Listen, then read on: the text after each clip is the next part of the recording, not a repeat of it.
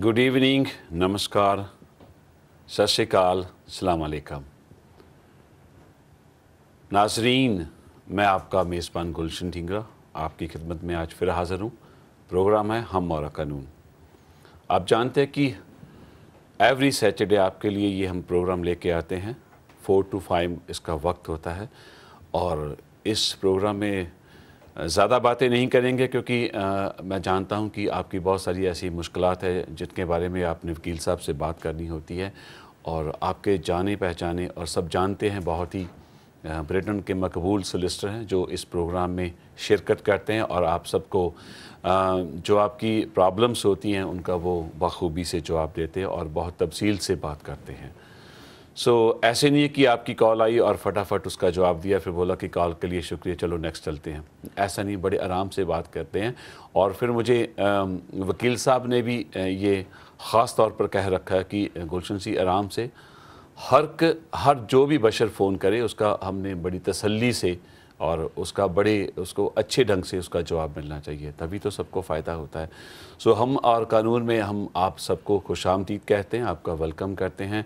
तो आज मेरे साथ हर सैटरडे की तरह जो आगे भी देखेंगे पीछे भी देखते आए हैं और ब्रिटेन के मकबूल और बहुत मशहूर फेमस सोलिसिटर अब्दुल्ला खुरम जी साथ हैं और उनको गुड इवनिंग कहते हैं और उनका इस्तकबाल करते हैं और उनसे बातचीत करते हैं। जी गुड इवनिंग खुरम साहब। हाँ जी, गुड इवनिंग गुलशन साहब, थैंक यू। आपने कोई फूलों की बरसात कुछ ज़्यादा ही कर ली है जी, कोई ऐसी बात बहुत नहीं। आपका शुक्रिया जी, सब खैरियत है? Thank you so much.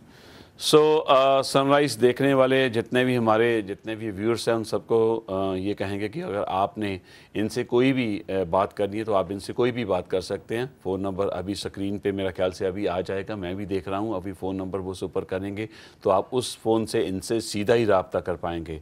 और वकील साहब की बात करें तो इनकी जो एक्सपर्टी है, जो इमिग्रेशन का कोई भी मामला है ब्रिटेन की, यूके की किसी भी इमिग्रेशन पे आप बात कर सकते हैं और फिर कोई फैमिली मैटर है, फैमिली लॉ पे इनसे बात कर सकते हैं या फिर कोई क्राइम से जुड़ा हुआ कोई भी जितने भी ये कोई मामलात है, आपके पास कोई भी ऐसा मैटर है आपको लगता है कि कहीं आपको इमिग्रेशन से प्रॉब्लम है या कहीं कोई रेड हुआ, कोई पकड़ा गया या कुछ भी है, जहाँ आपको डिटेंशन का मामला है या फिर आपको डिपोर्ट किया जा रहा है, आप कोई भी खुल के बात कर सकते हो। फैमिली लॉ पे बात कर सकते हो, इमिग्रेशन के जितने भी मैटर्स उस पर बात कर सकते हो, फिर आप क्राइम से जुड़े हुए मामले उन पर बात कर सकते हैं। आप सबकी कॉल लेंगे, पहले 2-3 मिनट इनसे बातचीत करेंगे, पूछेंगे कि लेगसी के बारे में।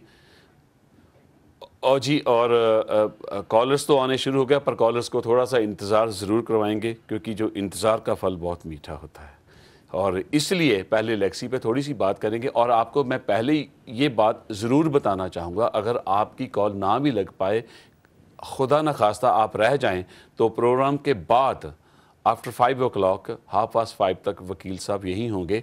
आप उसी कॉल पे उनसे रब्ता करके आप कोई भी सवाल पूछ सकेंगे। और अब बातचीत का जो सिलसिला शुरू करते हैं। सबसे पहले खुरम साहब ये बताइए कि इन दिनों में एक बात चली थी और पिछले साल ही चली थी कि 2007 से पहले जिनकी एक ऐसी लेगसी की स्कीम आई थी कि आप अप्लाई करो जिनकी कोई पहले होम ऑफिस से कोई पकड़ा गया, कोई किसी की डिटेंशन, किसी के फिंगरप्रिंट हुए, बला बला बहुत कुछ था। जो लोग एलिजिबल थे लोगों ने अप्लाई किया, खूब अप्लाई किया, जिन्होंने जो नहीं भी थे उन्होंने भी किया। अब लेगसी का हुआ क्या, वो कहाँ पर पहुँचे, किस मुकाम पे, किसी को वीज़ा मिला या नहीं मिला, या क्या स्पीड क्या है उसकी? बहुत अच्छा सवाल है। लेगेसी एकदम उरूज पे गई थी और एकदम फिर स्लो हो गई हुई है जी। लेगेसी दरअसल शुरू हुई थी मार्च 2007 से पहले जो असाइलम के एप्लीकेशंस थे उन्हें डील करने की कोशिश थी। होम ऑफिस का मुआहदा गवर्नमेंट के साथ ये था कि हमने ना ये बैकलॉग जो इतने सारे लाखों की तादाद में केसेस हैं उन सबको डील करना है। तो इस चक्कर में शुरू हुआ था। जब लेगेसी चलने लग पड़ी तो मसला ये हुआ कि कई केसेस जो कि असाइलम से रिलेटेड नहीं थे लेकिन जिनकी रेजिडेंस की बात आती थी, जिस तरह आपने कहा कि जिन लोगों को फिंगरप्रिंटिंग हुई थी या जिन लोगों को स्क्रीनिंग का इंटरव्यू हुआ था, उनका भी केस लेगेसी में कंसिडर होना शुरू हो गया। तो एकदम बहुत से लोगों को फ़ायदा हुआ और कई लोगों को फिर स्टे मिली, इंडेफिनेट स्टे मिली। उसके बाद कई एप्लीकेशंस में उन्होंने डिस्क्रेशनरी लीव देना शुरू कर दिया जिसमें वो 3 साल का भी देते थे वगैरह वगैरह। हुआ फिर कि जो डिपार्टमेंट इसे डील कर रही थी, मुआहदा था कि जुलाई 2011 تک ہم نے یہ سارا کیس لوڈ ختم کر لینا ہے. بہرحال ہوم آفس اپنا معاہدہ پہ پورا نہ ہو سکی تو اس کا ایکسٹینشن ہو گیا, ایک چھوٹا گروپ کو دیا گیا. پہلے CRD ڈپارٹمنٹ تھی, کیس ریزولوشن ڈائریکٹریٹ, اب ڈپارٹمنٹ چھوٹی ہے, وہ ہے CAAU, case assurance and audit unit. وہ چھوٹی ڈپارٹمنٹ ہے, لہٰذا کافی سلو ہو گئی ہوئی ہے اب لیگسی کے ڈیسیجنز. اور دوسری بات کہ لیگسی کے معاملے میں ساؤتھ میں کچھ سینٹرز نے جوڈیشل ریویو ہائی کورٹ میں, ایڈمنسٹریٹو کورٹ میں ڈالی تھی کہ اس جو پالیسی جو چل رہی ہے اس میں کوئی اس کا سمجھ نہیں آ رہا ہے کہ کس بیسس پہ لوگوں کو مل رہے ہیں. ہاں جی, کرائٹیریا کیا ہے. سو اس بیسس پہ ایک ریٹ جو انڈیا پاکستان میں ہم کہتے ہوئی تھی, آخر کار اس میں پرمیشن مل گئی. سو کیونکہ اب پرمیشن مل گئی, اب دوبارہ تھوڑی تعداد اب بڑھنے لگ پڑی ہے, ان کیسز کے فیصلے آنے لگ پڑے, لیکن سلو ہے کیونکہ جو ڈپارٹمنٹ کام کر رہی ہے وہ چھوٹی ہے. سو فی الحال لیگسی چل رہی ہے, جو لوگ اس کا فائدہ اٹھا سکتے ہیں انہیں اٹھانا چاہیے. اینڈ آف دی ایئر تک تو چلے گی, امید تو یہی ہے. اور اب یہ بھی امید ہے کیونکہ یہ اب کیس ایڈمنسٹریٹو کورٹ تک پہنچ گیا ہوا ہے, کچھ کلیئرٹی آئے گی اور کچھ ڈیسیجنز میں کچھ جلدی آنے لگ پڑیں گے. سو آئی تھنک لیگسی سلو ہوئی ضرور تھی ایک وقت کو, لیکن اب دوبارہ اس کے مومنٹم تھوڑا سا اسپیڈ اپ ہوگا اور کئی لوگوں کا جو سالوں سال ویٹنگ کر رہے ہیں ان کے لیے کچھ نہ کچھ فائدہ ہو سکے گا. سو جی, اچھی بات ہے کہ یہ چیزیں سب تیز ہو جائیں تو سب کو. ایک جو پنجابی کے بہت اچھے رائٹر سب جانتے ہیں, سرجیت پاتر, ان کی ایک پنجابی کی پوئم ہے, اس عدالت وچ بندے برکھ ہو گئے, فیصلہ سندیاں سک گئے. سو بہت بار ایسا ہوتا کہ کبھی فیصلہ بہت دیر تک نہیں آتا اور بندے بوڑھے ہو جاتے ہیں, اور اس ملک میں تو بال بھی جلدی جاتے ہیں سب کو معلوم ہے. چلیے جی, اب کالر کی طرف جائیں گے اور ایک بار آپ کو پھر بتاتے جائیں گے. اور جو لنڈن کے ہمارے جتنے بھی لسنرس, چلو ریڈیو کی بال عادت پڑی ہوئی ہے, تو جتنے ہمارے دیکھنے والے ناظرین ہیں یا جتنے ویورز ہیں, پیارے پیارے درشک ہیں, اور سب کو بتاتے جائیں کہ وکیل صاحب جلدی آپ کو لنڈن میں بھی مل پائیں گے جب بھی کبھی یہ ان کا سرجری کا بھی جلدی پروگرام شروع ہو جائے گا.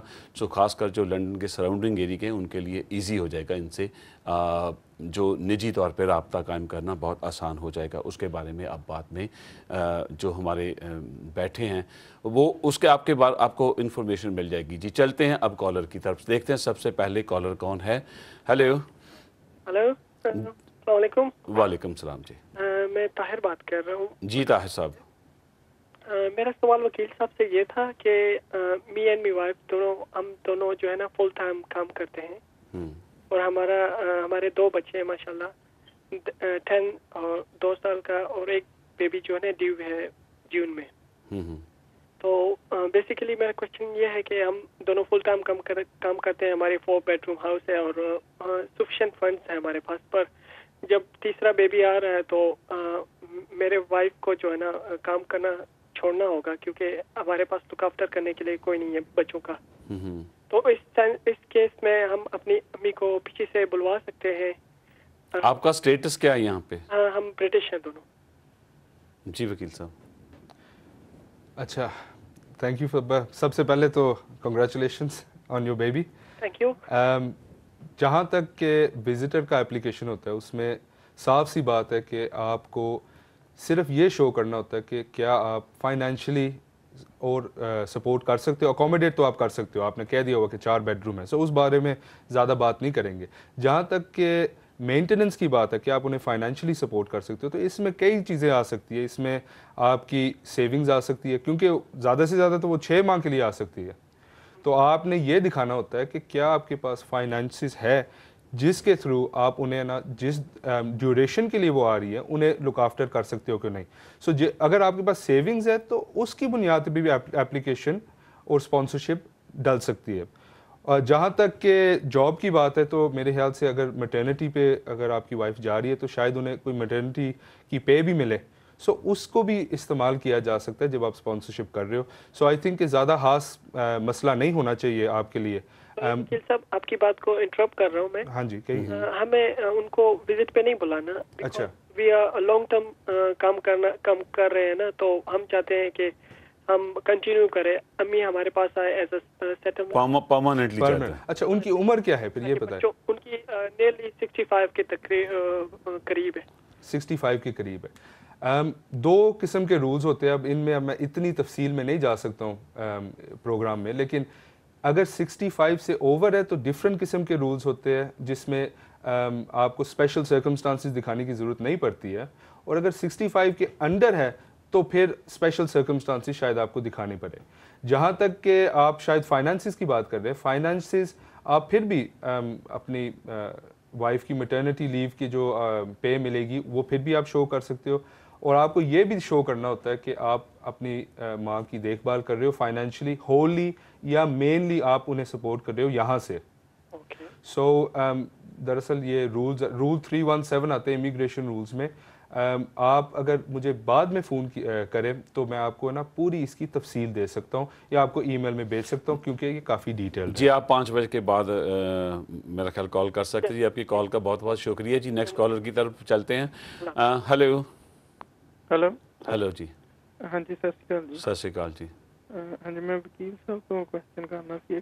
تسی کون بول رہے ہو؟ میں جسوی بول رہا ہے تو.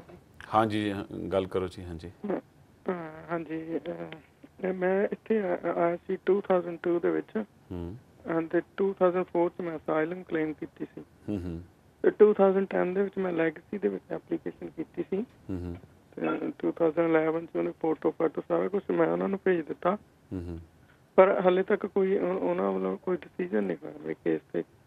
ਕੀ ਹੋ ਸਕਦਾ ਮੈਂ ਪੁੱਛਦਾ ਵਕੀਲ ਸਾਹਿਬ ਤੋਂ. ਓਕੇ ਜਸਵੀਰ ਜੀ, ਕੀ ਉਹਨਾਂ ਨੇ ਐਕਨੋਲੇਜ ਕੀਤਾ ਸੀ ਕਿ ਤੁਹਾਡੇ ਤਸਵੀਰਾਂ ਮਿਲ ਗਈਆਂ ਨੇ ਕਿ ਨਹੀਂ?